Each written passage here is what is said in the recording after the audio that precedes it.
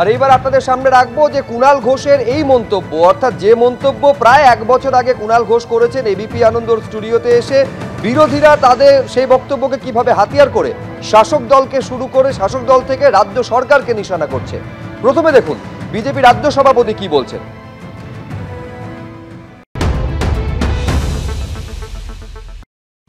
দেখুন, এখন বাঁচার জন্য তৃণমূল কংগ্রেস পার্থ চট্টোপাধ্যায়ের কাঁধে সমস্ত দায় রেখে সেইখান থেকে বেরিয়ে যেতে চাইছে।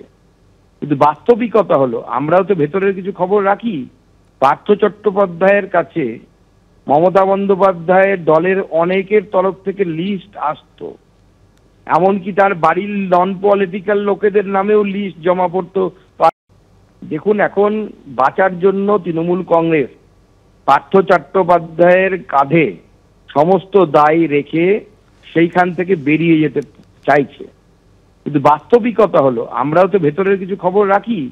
পার্থ চট্টোপাধ্যায়ের কাছে মমতা বন্দ্যোপাধ্যায়ের দলের অনেকের তরফ থেকে লিস্ট আসতো, এমনকি তার বাড়ির নন পলিটিক্যাল লোকেদের নামেও লিস্ট জমা পড়তো পার্থ চট্টোপাধ্যায়ের কাছে। সেই ধরনের খবরও আমাদের কাছে আছে।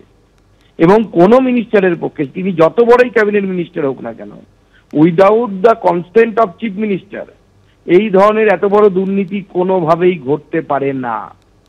এই মুহূর্তে পার্থ চট্টোপাধ্যায়কে তৃণমূল বলির পাঠা করে বাঁচতে চাইছে, কিন্তু আদপে গোটা তৃণমূলটাই এর সাথে যুক্ত। বর্তমানে পার্থ চট্টোপাধ্যায় যখন জেলবন্দি, তখন তার ঘাড়ে কার্যত যাবতীয় দোষ চাপানোর চেষ্টা করছে তৃণমূল। পার্থ আমাদের লজ্জা, গতকাল এমনই মন্তব্য করেছিলেন ফিরহাদ হাকিম। যেটা টাকা বেরিয়েছে এবং পার্থ চ্যাটার্জিটা লজ্জার আমার, যেটা টাকা বেরিয়েছে এবং পার্থ চ্যাটার্জিটা লজ্জার আমার। আর এবার আপনাদের সামনে রাখবো হুমায়ুন কবিরের মন্তব্য, যিনি বলছেন মমতা বন্দ্যোপাধ্যায়কে সামনে রেখে কখনো শিক্ষামন্ত্রীর পদে বসে, কখনো শিল্পমন্ত্রীর পদে বসে কুকর্ম করে গিয়েছেন পার্থ চট্টোপাধ্যায়। কি বলেছেন দেখুন। 26শে ফেব্রুয়ারি 2015 আমাকে বিনা নোটিশে মিডিয়ার মাধ্যমে আমাকে 6 বছর বহিষ্কার করে দিয়েছিলেন পার্থ চট্টোপাধ্যায়। উনি এত ক্ষমতাবান ছিলেন, তো সেই সমস্ত ক্ষমতার অপব্যবহার করে যেভাবে রাজ্য সরকারকে আজকে কিছুটা হলেও বিড়ম্বনায় পড়তে হয়েছে, সেই বিড়ম্বনার জন্য ওনার বিরুদ্ধে উপযুক্ত শাস্তি পাপ বাপকেও ছাড়ে না। তখন বলেছিলাম, এক জিনিস তো বারবার বলা যায় না, আমি যখন বলেছিলাম, যে দিনটায় বলেছিলাম, সে তখনকার বিষয়। আজকে এ নিয়ে আমি একটি মন্তব্যও করব না। আমি ওই লাইনেই থাকবো যে পার্থবাবুর নাম যদি আমি বলে থাকি বা কিছু বলে থাকি, ডিমার্কেশন লাইনটা স্পষ্ট। যাদের বিরুদ্ধে অভিযোগ ছিল তাদের তদন্ত, শাস্তি, সমালোচনা, নিন্দা একটা পার্ট, আর যোগ্য অযোগ্য মিশিয়ে দিয়ে যোগ্যদেরও চাকরি খাওয়ার রাজনীতি এটা সম্পূর্ণ আলাদা পার্ট। ফলে এই দুটোকে কোনো জায়গায় মেশানো যাবে না। যেটা প্রাক্তন শিক্ষামন্ত্রী হোক বা যারাই হোক, তারা শাস্তি পাক, কঠোরতম শাস্তি পাক, তদন্ত হোক, সরকার দল পাশে থাকবে না, এটা একটা পার্ট।